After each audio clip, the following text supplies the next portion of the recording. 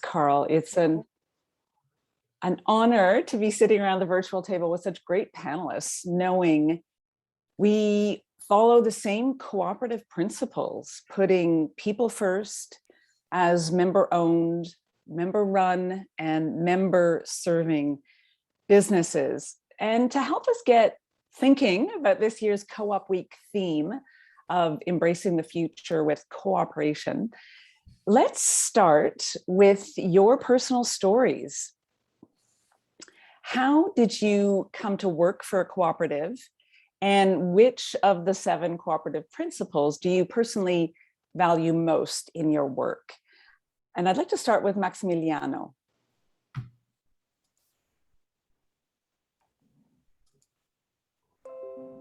I think you're on mute.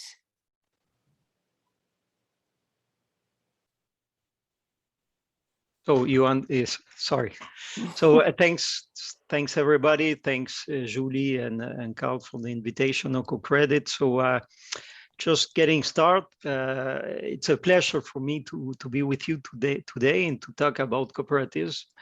I complete a master's degree in social economy administration in 2002. And I worked and support cooperative movement in Colombia, Chile, and Mexico for 6 years. I really believe in the principles and values of cooperatives. I think it's a great tool to democratization and also for a distribution of excellence. For me, all the principles are important. But I think in the moment we are living with this pandemic crisis, particularly those related to democratization of associative life and commitment to the community. I think this is the principles we should put in relief for the next years. Cooperatives stand up for their solidarity, transparency, redistribution of benefits, and democratization of communities and collectivities. I think also some instruments we have in the movement as the social report set up by cooperatives should be more visible because they show the efforts we are making for a society of a more fair one society. So thank you. Thanks, Maximiliano. And it's interesting to hear your perspective from working in South America and Latin America. And if we could come back to a more Canadian focus with Ben and your work at Kindred. Can you tell us your origin story in the cooperative movement and which principle means the most to you? Yeah, thank you. So I think, my introduction to cooperatives, I think for many people is quite similar in that it's the kind of the community that you're in and you get involved in it because that's the community, that's what the community is doing. And so in my case, Kindred Credit Union was established by the Mennonite community, so a Christian faith group. And that was my community, and so I became a member, and then subsequently became involved in its work, and that kind of introduction to what a cooperative is and what it could be. I was introduced to it kind of, unexpectedly. I didn't really know what the cooperative movement was about, but my community was doing something, and I wanted to be involved. And then as I got more involved in the work, then realized that there was this big, national and international movement that really supports cooperatives. And so I sit as well as the co-chair of the Canadian Credit Union Association Community Impact Committee, and so the principle 6 of cooperation among cooperatives has just become really, really important to me in my work. How do we work together, and how do we get out of our silos and tackle challenges that need cooperation, in order for them to really be addressed in a meaningful way. I'll stop there. Thanks, Ben. I love that idea of embracing the community you're in and also the faith-based roots. Certainly Oikocredit has faith-based roots and cooperators cooperating.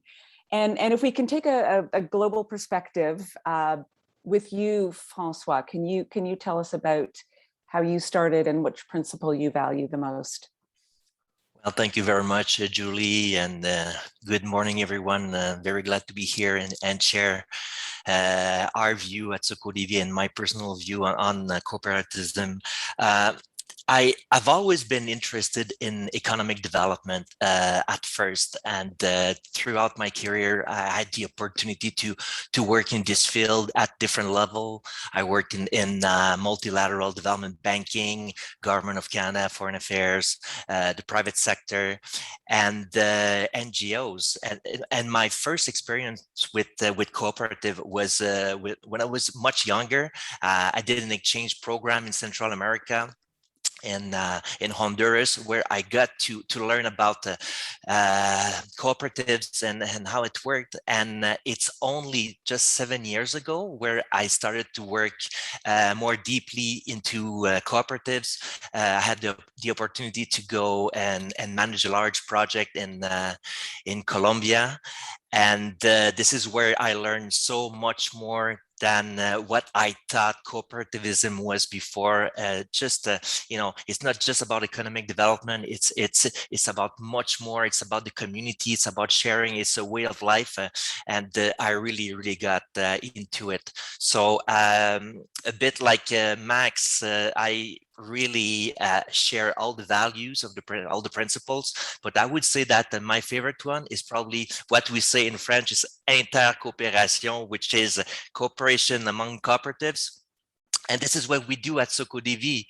We have the chance to represent the entire co-op sector in the province of Quebec, except for Desjardins, who's represented by DID. And we bring all these people with us in our projects, and we have the opportunity to share values, principles, way of working, methodology, and I think it's really fascinating, and we're really lucky to have this sector supporting everything that we do throughout the world. Thanks, François. I love building on the rich history in Quebec of cooperatives and taking them to Colombia, and if we can get back to Canada. Victor, you're helping to develop the ecosystem of cooperatives in Canada. Can you share your story and which cooperative value is most meaningful to you? Yeah, absolutely. I'd like to just acknowledge the land that I'm on and my ancestors for another day to thrive and strive, to cooperate and work with others. And I really thank the organizers of this event. The principle that's the most meaningful to me is definitely democratic member control. I really believe in this season, capitalism in its current iteration has really undermined democracy. And the cooperative movement has been a pillar of finding ways to organize our economic relationships for a very long time. One of the principles that I live by is one of the 7 African principles of the Induzu Sabo. And one of the principles is called Ujamaa. And Ujamaa means cooperative economics. And it's a principle that I learned as a little boy from my parents. My mother was a susu banker. So across Africa and the Caribbean, there's susus, kagalis, hagbas, patnas, hands. There's these models of how peoples of African descent, no matter where they were, organize their economic relationships. And watching my mother organize with different women in the community under cooperative principles to get their first cars, their first mortgages and houses was always remarkable to me.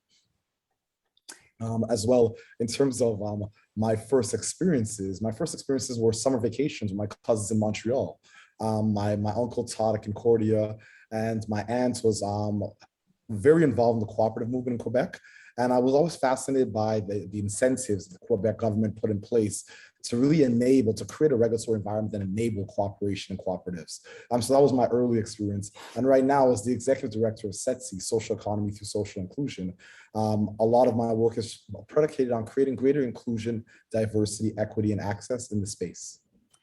Thank you, Victor. I love that concept of Ujamaa and Susu Banker, shared values that are improving the lives of people everywhere. If we can move on to looking at Canadian cooperatives at home and abroad, certainly they've contributed to the cooperative movement, with latest research showing that there are approximately 3 million co-ops globally, with, and again, this is an estimate, 1 billion co-op members. So that's roughly 12% of the world population. So my question is, how do you measure success of your cooperative or your cooperative work? And can you give us an example of a recent successful initiative at your cooperative? And Maximiliano, if we can go back to you. Yeah, sure. Just also with the last question, say that we do also intercooperation between NGOs working with cooperatives, and again, I can say it because DID and SOCODEVI we have projects in common, trying to strengthen cooperatives, agricultural cooperatives, and financial cooperatives in other countries. That's another example of intercooperation that it's important to say.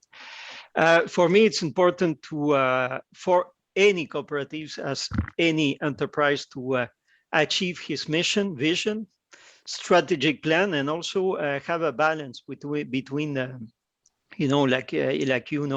cooperatives are associations and also enterprise. So they have to be have an active community life as an association, but also balance the financial situation. They have to have rentability, So this is probably a goal that they have to achieve. But anyway, what's really important for cooperatives is satisfying members' needs. That's their priority. And that's probably the difference with another kind of enterprise whose goals is have more money. In that case, cooperatives' priorities satisfying members' needs. At DID, we are been supporting cooperatives for 50 years.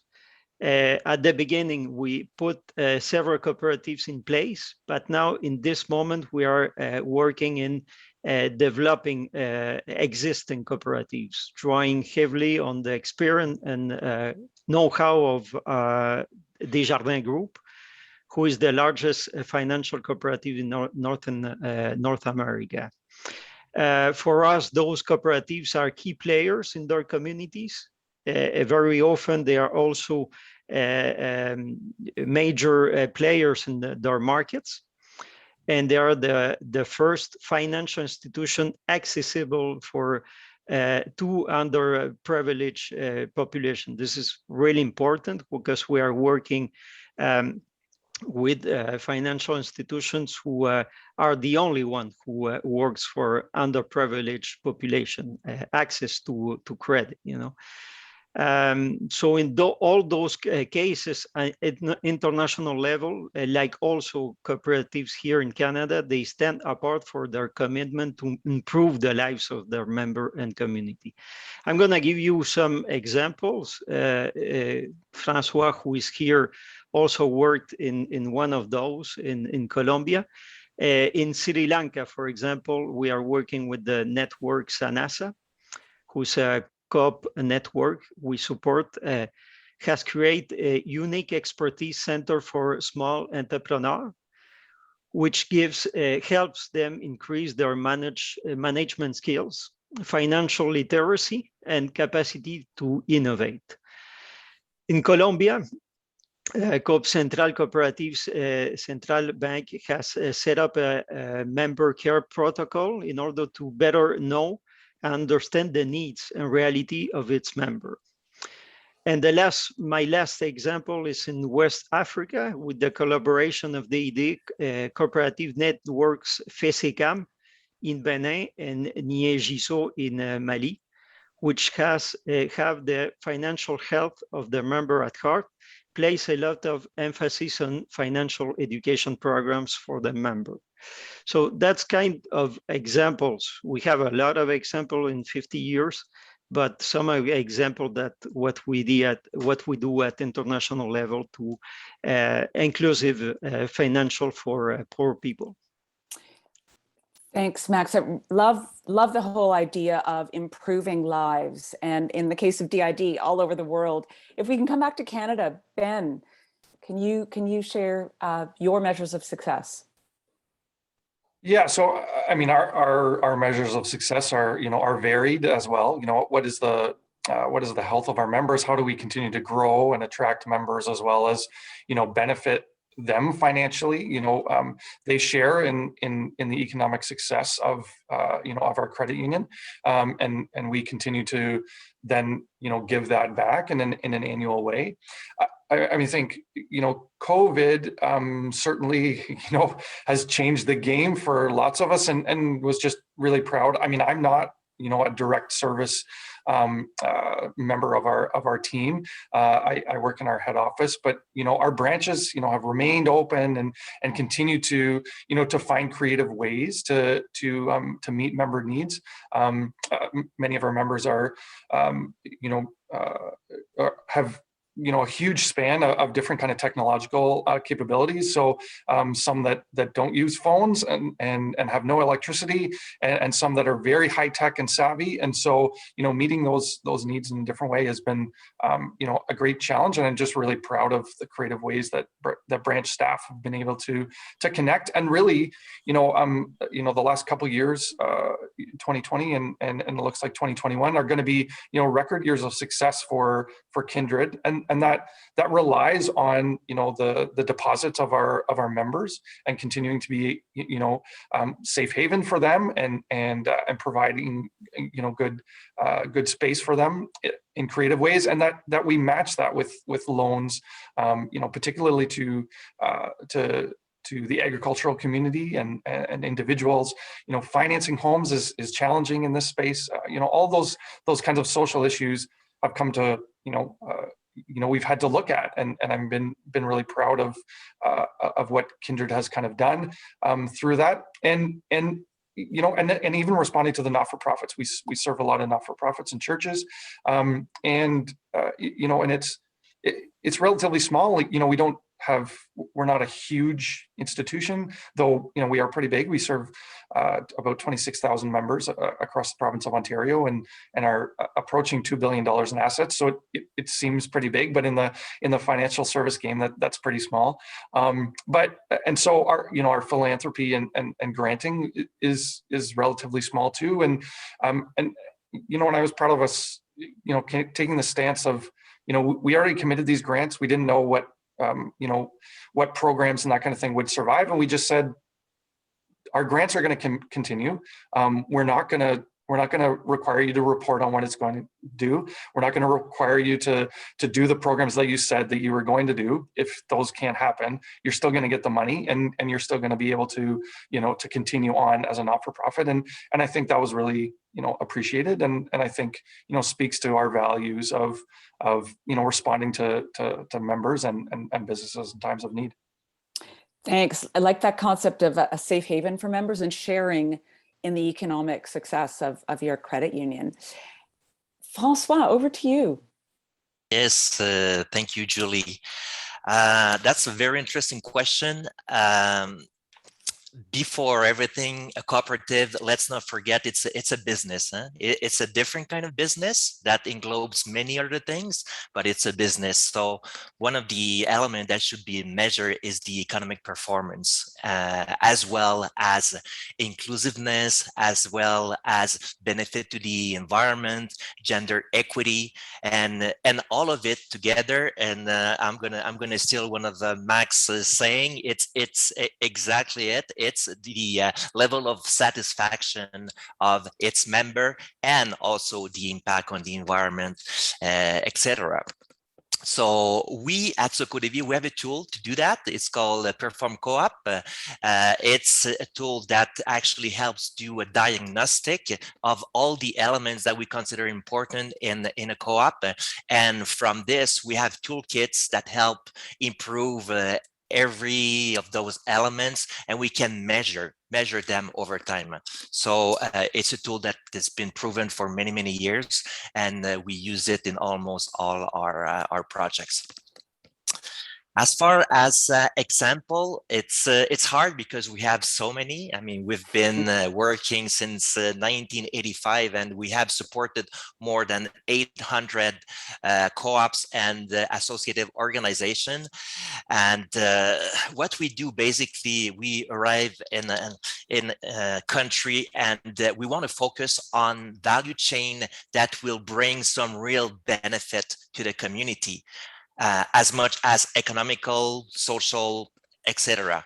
So we will focus on value chain, like for instance, I will give 2 examples in spices and herbs, like we have done in South America and Central America. We have supported in Central America an organization that is called Fede Covera. Fede Covera specializes in many products, but especially in cardamom. And now, after 25 years, we have been supporting them for quite a few years within those 25, but it's the #1 exporter of bio cardamom in the world. So that brings lots of benefit and return to the community. And the whole process is done through a climate smart agroforestry system. And there are as many men as women working in the organization and as providers of the input. Another interesting project and organization that we've been supporting over the years is UNEC in Bolivia.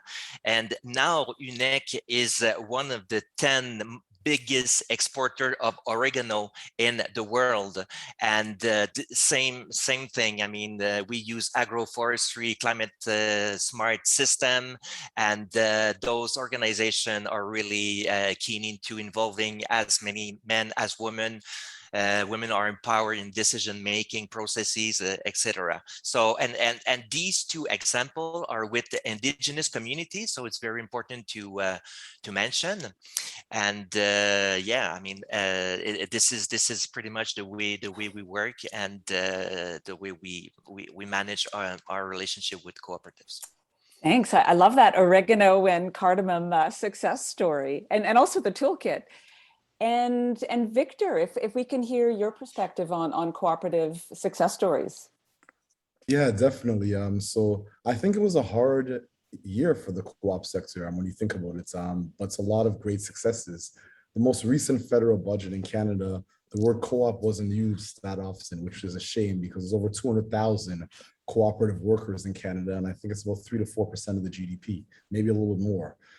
In terms of successes, I know that at SETC, we had a series of primers, 101s on how to build a co-op, what are the cooperative principles, and these primers engage folks from diverse backgrounds. And I just recall one of my colleagues, Andre Bernet from CMC, Cooperatives Mutuals Canada, leaving the session saying, like, I couldn't believe that there was this many BIPOC folks attending a session on co-ops. So I think those primers were a great success to me. And I think the other success has been amplifying the work of more nascent co-ops and emerging co-op leaders. One of the most remarkable leaders we've engaged recently and supported is Christine Clark from Freedom Dreams Co-op. I just facilitated a 2-hour session in partnership with her. And we're seeing the emergence of nascent co-ops and emerging co-ops that traditionally would not be engaged because this sector has remained in some ways incestuous and stratified and homogeneous. So finding ways and means to build out an ecosystem that's inclusive of various orientations, inclusive of gender, inclusive of various races, and really moves from a place of inclusion, diversity, equity, and access to a place of belonging is challenging for various reasons. And I don't believe it's intentional, and I don't believe that it's exclusionary, but I do believe that for the cooperative movement to ensure that all 3 federal parties, all the major federal parties in Canada, and all the provincial parties, we're coming up on a provincial election coming up in June, maybe sooner than that. We need to make sure that as a sector, as an ecosystem, that not only do we remain relevant, but we could become as diverse as the diverse leadership that's emerging in Canada right now. And we keep up with the demographic shifts. So I'm seeing the work of the folks at the Canadian Workers Co-op Federation, Hazel Cochran and others, and I'm being inspired by even the colleagues on the call today. So I think that's when I measure success by that African proverb, fast alone or far together. I believe that we can go far together, but once again, it has to be in that spirit of cooperation. Thank you. Fast alone and far together, so helpful. And as you said, primers and education to get us to a point where co-ops are mentioned in our policy and our legislation. Thanks. And that's a nice segue to my next question, which is we've taken stock of cooperative successes. Can you elaborate on challenges and in 2021? What and looking to 2022, what is a challenge facing your cooperative? And Max, if we could start with you again. I have again in mute.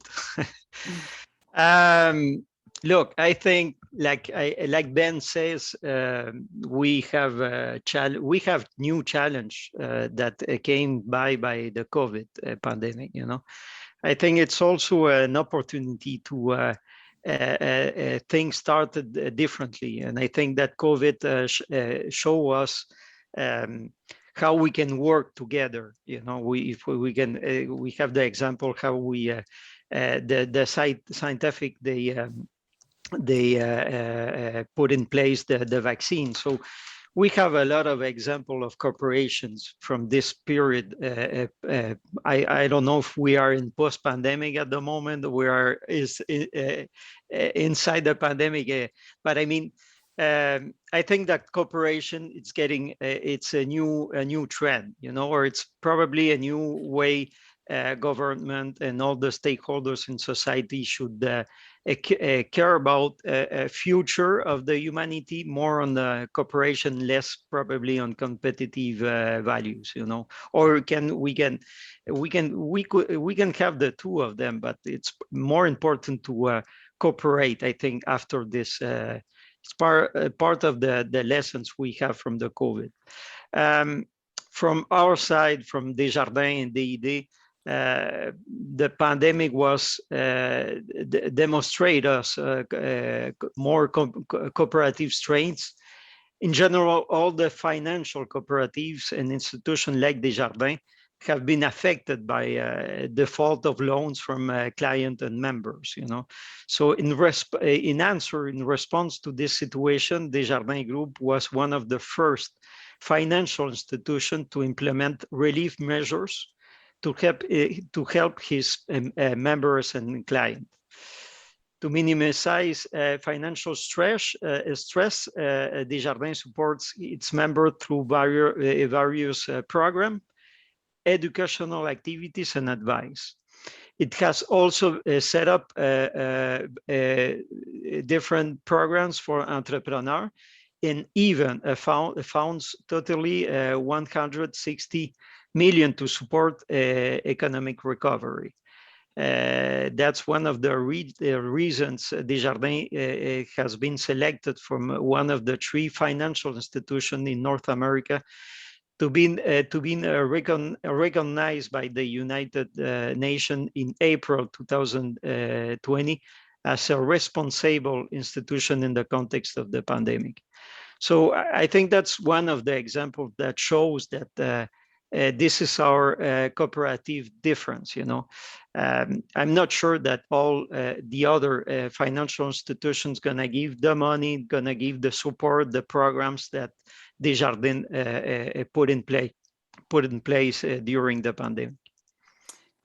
Well, hats off to DID for managing that challenge. Certainly at Oikocredit, we've experienced similar challenges. We're a financial cooperative, and payment holidays, loan defaults are a COVID issue that we're living with. Thanks for sharing that.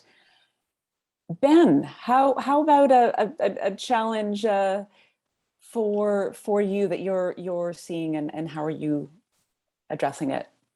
Yeah, I mean, I would say, you know, the challenges for cooperatives are the challenges for our communities and for society, and you know, a couple of them that I would highlight.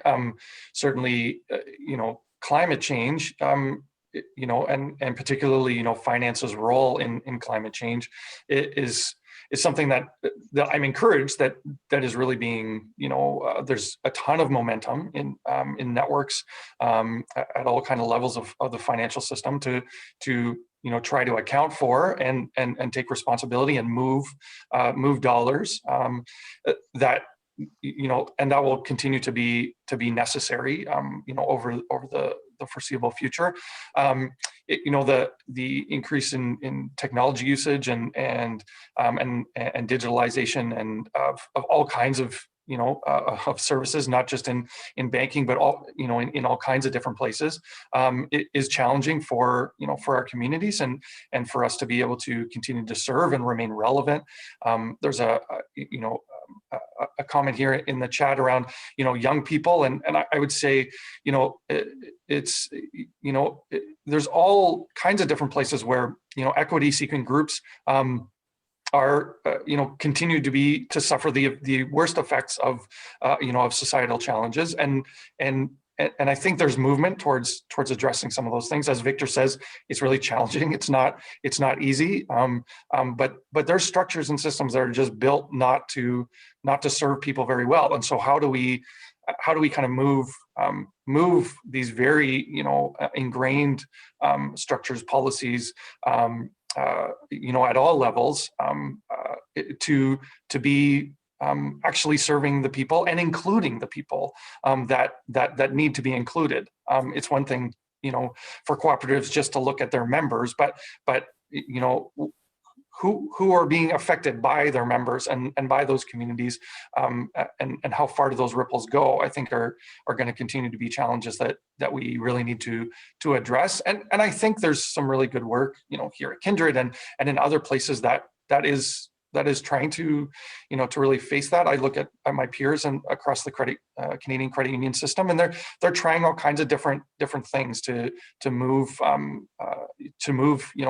equity, diversity, and inclusion issues more primary, to be I'm active in a climate disclosures working group. Like there's lots of good stuff happening, and the complexity of that is one of the challenges as well. How many things can you look at the same time, as organizations, when affordable housing issues, climate and food security issues, there's all kinds of complex things that are all interrelated.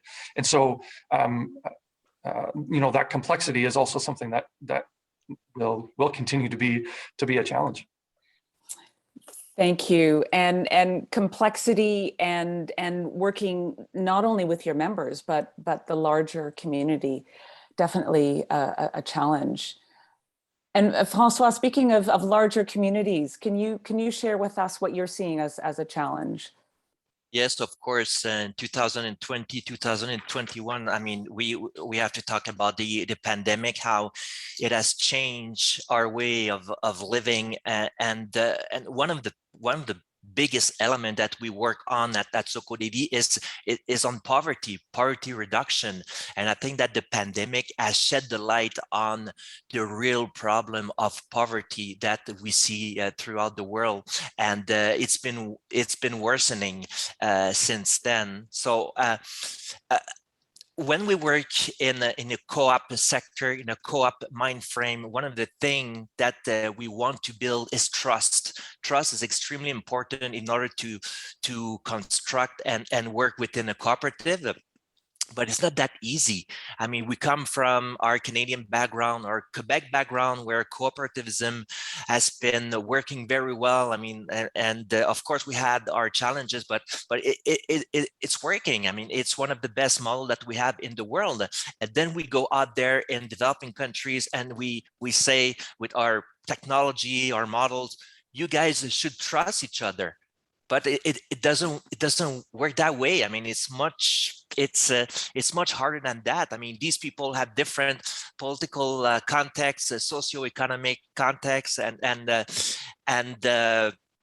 history. So the only thing that we can show them is sharing values and see how we can work, a bit of methodology here and there. So that's really not easy. So building trust among themselves is hard. I mean, if you take a coffee grower, for example, that just started with a cooperative, but there's a middleman that come to buy his coffee just a few dollars more, and he will go for it instead of thinking of building trust with his peers. So that's complicated. And linked to trust, one of the biggest challenge that our cooperative face is financial sustainability.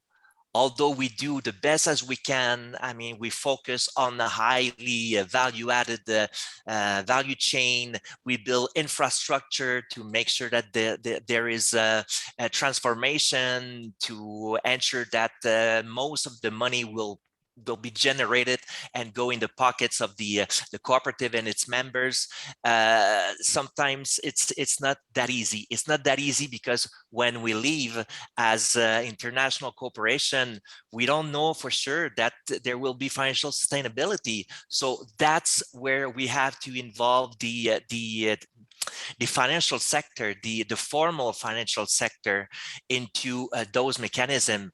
But even there's no trust. I mean, most of the banking system don't trust cooperative and associative organization. They don't have enough guarantee. Their structure is too loose. I mean, there are loads of reasons, but we have to construct new bridges and new mechanism to ensure that there is some financial mechanism to these organizations, and we have to build the tools and products and services that will be the most adapted to their needs. And I'm convinced that in many cases it can work. So important, building trust, building bridges within and between co-ops, and then between co-ops and non-co-ops. Thank you, François, for sharing that. And Victor, can you lend us your perspective on challenges and your cooperative response to these challenges? Yeah, definitely. I think that there's challenges, but there's opportunities. When I look at the work of my brilliant colleague, Daniel Burnett at CMC, Cooperatives Mutuals Canada, and the amount of cooperatives that were invested in through the Investment Readiness Program. And a lot of folks don't know about this remarkable program. The Investment Readiness Program is a program developed by ESDC, Employment Social Development Canada. And it was part of a strategy, a social finance fund strategy, deploy $805 million based off the Fall Economic Statement of 2018. And when you look at the resources deployed to these co-ops, it's remarkable. And right now we're in the midst of the IRP being renewed. And I think what needs to be amplified consistently, and like my colleague at Kindred mentioned, is how do we find ways and means to ensure that youth are censored, that diversity, equity, and inclusion is censored in co-op conversations, and that we can consistently keep that relevance moving, because the federal government wants to be a partner with the co-op sector. The provincial government wants to be a partner. Philanthropic foundations want to be a partner. But once again, we need to find ways and means to create better regulatory environments. And if you look at many provinces across the country, there are various struggles related to legislation, the incentives, and the opportunities to actually start up a co-op. And then I think the greatest challenge that we have is ecosystem mobilization, that capacity building, that knowledge mobilization. A lot of the average Canadian does not know what a co-op is, but knows the word cooperation.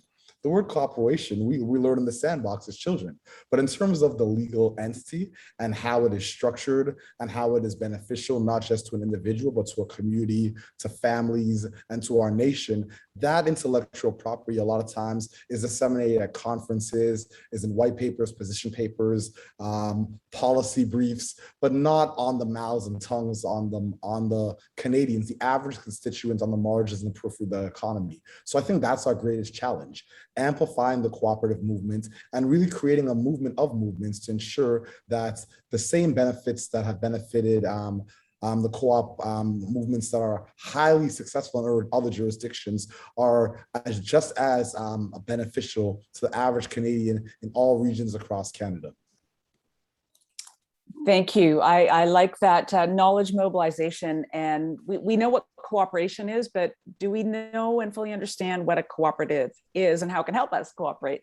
So there are a couple of questions that have come in, and I'd like to maybe touch more upon youth and diversity. For renewed and resilient cooperative movement, young people who face the worst effects of the climate crisis will be tasked with solving environmental problems. How can cooperatives be sure to engage young people? And I'll throw in diverse people. Ben, did you want to elaborate on what you're seeing in terms of engaging young people? Sure. I mean, I think, Julie and Vic, you touched on it a little bit earlier around, what the education systems mean. And it's no mistake that they don't know what a cooperative is, because it isn't taught, right? The elements of a cooperative are certainly taught, but the kind of structures, we don't see cooperatives, valued as a really viable model in business schools, even though we have huge, cooperatives across the country. We have so many people that are part of co-ops that don't even know they're part of co-ops. And so they don't then know how to exercise their democratic voice, because many of our cooperatives aren't structured very well to respond to individual members at scale. And I think that's a challenge. And so when youth see that and young people see that, oh, I can join this cooperative, and then my voice is supposed to matter, but I'm lost in kind of the sea of these things, or there's governance structures that aren't very aren't very transparent, and so I don't even know how to give my feedback, and I've got really good ideas. All those kinds of things really need to change, and need to be opened up, so that there is young people, and I would say lots of people don't wait for things to change. They'll go somewhere else, right? And to something that is actually kind of meeting their needs, and something that they feel like really aligns with. And so so staying relevant is really critical for all cooperatives, and to engage young people as well as all people in kind of a relevant way of saying that their voice matters. Typically, just developmentally, we know that young people are at a space where they're trying to figure out where their voice is in the world. And so that really needs to kind of be listened to. And things like reverse mentorship and mentorship programs within cooperative structures and within business structures are really, really important. And then providing paths to be on boards, to so that they can be active as part of the governance, and that there are products and services that really meet their needs. Sometimes, particularly in financial services, they're kind of skipped over because they're not quote unquote making enough, or don't have the assets yet that really make them make young people really viable. And so that longer term thinking of involvement is really, really critical to meaningful engagement. And I get inspired by SOCODEVI in Brazil. If you know about that, they're kind of the Desjardins equivalent in Brazil. They just have a wonderful structure of engaging young people in what the cooperative movement looks like, how to build relationships and how to build their voice. And I think we have a lot to learn from different international peers in that space. Thank you. And that loops back to your comment earlier, Ben, about being relevant and digitization. And for young people, when so much of their life is on the phone, how to reach out with financial services over the phone. Thank you. But I will say, that is true, but they, like any people, really value relationships. And, right. And those relationships, even if it's through a digital medium, are really critical. Cool. Back to that trust and relationships. Now, there is a question here about trust from Ellen. For François, what do you think are the key elements to building trust? What do we need to focus on? Well, that's not an easy question. I mean, we work in countries where, very often among neighbors, they don't even trust each other. I mean, Meanwhile, they go to church and they are afraid that the neighbor is going to come and steal their chicken, and so these are the things that happen. I mean, we work in an environment where there's been war and guerrillas, and it's a very different level of tension. So building trust, it's a really long process. But what we can do in our project at SOCODEVI, I mean, we create we generate environment for dialogue. We bring people together. We do some training in our field school, and if we want to have people being involved in our activities, I mean, we provide some incentive to start working with a cooperative, and we hope for the best. But usually in our project, we're there for at least 5 years. Like, I mean, in Guatemala, we've been there for 25 years. So within 25 years, I mean, you've got lots of time to help and generate trust, even in an environment that have been really, really complicated over the years. But I mean, trust, it's a really difficult concept, but I mean, we do our best.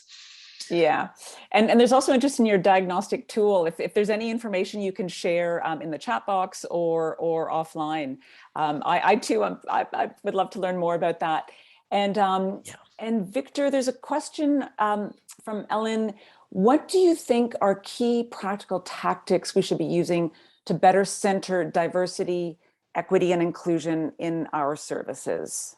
Yeah, absolutely. So I think it always starts with racial equity audits. And when I say that, I mean there's organizations that have never had one, never even heard of that. So facilitating some form of assessments or racial equity audit to look at what does your governance structure look like? How are you engaging membership? How are you engaging members? What does the art of invitation actually look like for you? Are your members, do they all look the same, come from the same background, have the same socioeconomic circumstance, the same sexual orientation, the same gender, the same race? And if those are things that you're dealing with, then definitely you want to audit and do some assessments around that.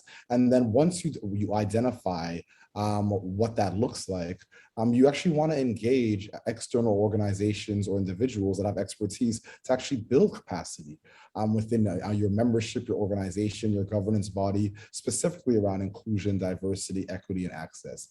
And I think you want to create some metrics, KPIs, key performance indicators around, we started here as it relates to gender orientation or racial orientation or social orientation, like those lenses, race, gender, social lenses, they have multiple benchmarks. So I'll give you an example. Most folks that are doing gender equity work or looking at things from a gender equity lens may look at two benchmarks. How many women are in a C-suite position with an organization or a corporation or institution, and how many are on the governance body? When you look at the Equality Fund, which is a $300 million fund in Canada, they have 19 benchmarks. So I'm saying all this to say that everyone's starting the conversation around inclusion, diversity, equity, and access, or DEI, or BAM, or JEDI, or whatever acronym you want to use to articulate this. But regardless of where you're starting on the continuum, it's really important to recognize that it's a journey, it's a process. And you want to bring in folks that have expertise to support you on that journey. So those are some of the thoughts I have right off the top of my head. And then lastly, I'm just studying. There is so much intellectual property and research online, and identifying ways and means that you can mitigate some of the challenges that we face as a nation and that certain sectors and ecosystems face as it relates to inclusion, diversity, equity, and access. Thank you.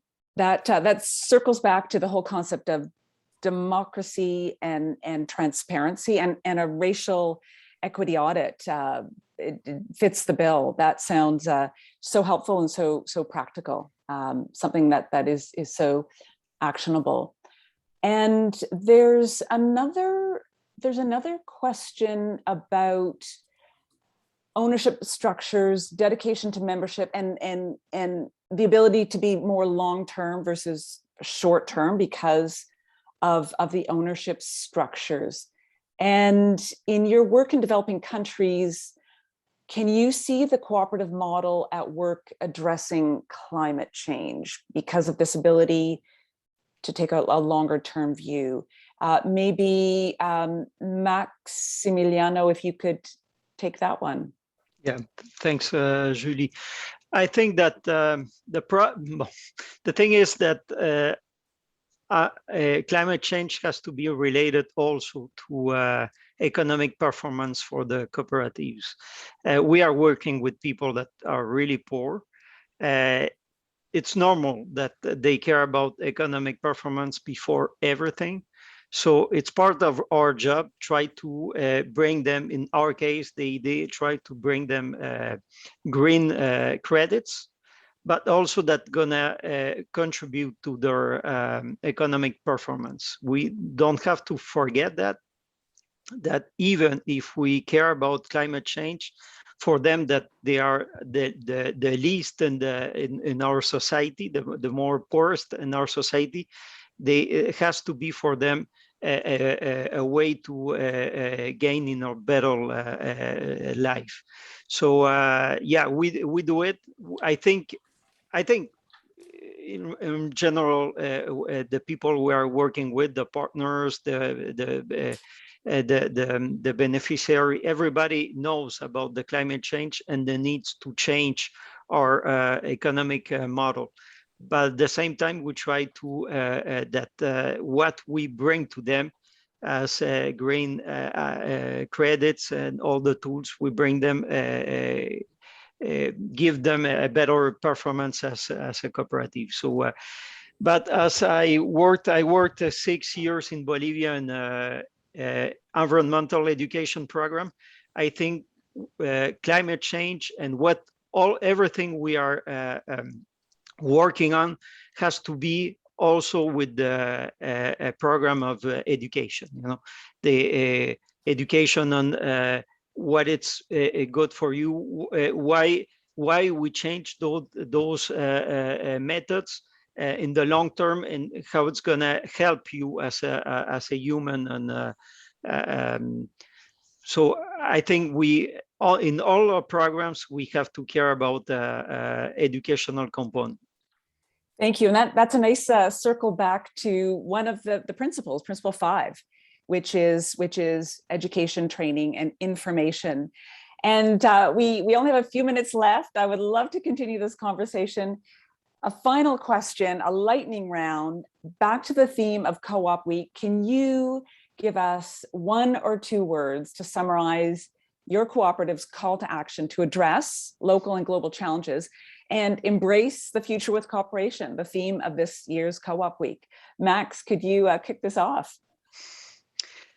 We are facing so much challenge as a human being. So for us and I really think what Victor said today, Ben also said, I think the values and the principles of cooperatives are not well known in society.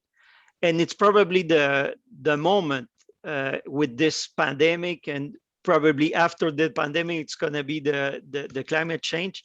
It's probably the moment for our movement to be shown in society. And one of the ways to do it, and I saw a program, a co-op program in Chile a long time ago, like 20 years ago, that they were working in elementary school with kids to show them what's the cooperative models. We have to be in education and show the next generation what's the best value of the co-op model for tomorrow. Love it. Thanks. Ben. Yeah, quickly, and you saw in the side comment, I want to shout out to the YCUP network of young professionals around the world that has really been inspirational to me. And I think, you know, the 2 words, you know, in all the work that I've done is to be bold. You know, we have something beautiful in cooperatives, and the world needs to pay more attention to it. And so we need to kind of be bold in proclaiming that. Be bold. Thank you. François. Yes, thank you, Julie. Yeah, in our model, SOCODEVI, which is pretty comprehensive, we keep focusing on inclusive economic development, on gender equity, focusing on climate change. And when I say focusing, I mean involving the people that we work with in the field in our developing countries through sharing values, education, but that's not it. I mean, we have to sensitize more than that, our people in Canada, that inter-cooperation is extremely important. I mean, everything that we do out there has an impact here in Canada on our way of living, our quality of life. So COVID has shown how we're all interconnected in this world. I mean, it's as we say in Quebec, it's and everywhere, I would say, it's a small world. It's a real small world, and we all have to be involved. So I encourage us to keep sharing those values in encouraging the model abroad and here in Canada. Sharing values and interconnectedness. Thank you. And Victor, the last word with you. Yeah, definitely. When you look at the cooperative principles, they're remarkable, they're beautiful. And when you look at the triple bottom line that it aligns with people, planets, and profits, a lot of times we understand the planet piece and the profit, but not the people. Which people are we talking about? Are we talking about all people or a very specific group? And it's the same thing for the ESGs. We understand the environment and governance, but when we talk about society, which parts of society? The cooperative movement, to be successful, to remain relevant, has to be talking about all people and all people in society. And there's a Kenyan word and term I'll use right now, it's called Harambe. And Harambe means let's pull together. So let's pull together and really cooperate. And I'm just like honors to you, Julie, and to Shali, and to all the panelists. And this was a remarkable session. So Harambe, let's pull together. Harambe, let's pull together. Thanks to all of us today for your thoughtful questions and comments. And thank you, Ben, Victor, François, and Maximiliano, for your inspiring words. I look forward to following your calls to action and embracing